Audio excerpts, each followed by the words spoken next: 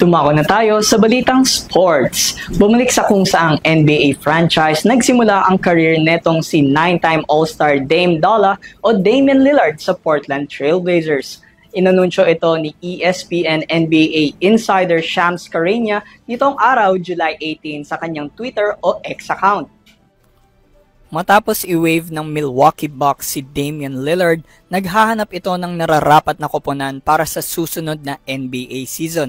Ngunit ang puso niya ay nasa Trail Blazers talaga, kaya't kinuha na niya ang oportunidad para maglaro muli sa team. Naglaro siya sa franchise ng 11 NBA seasons kung saan namataan nating mga manonood ang kanyang mga clutch buckets at buzzer beaters.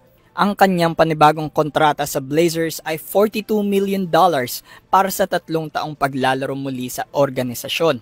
Wala pang eksaktong petsa kung kailan lalaro ulit si Dame Dolla sa kadahilanang na-injured ang left Achilles nito this previous NBA playoffs. Epektibo pa naman ang 35-year-old na veterano.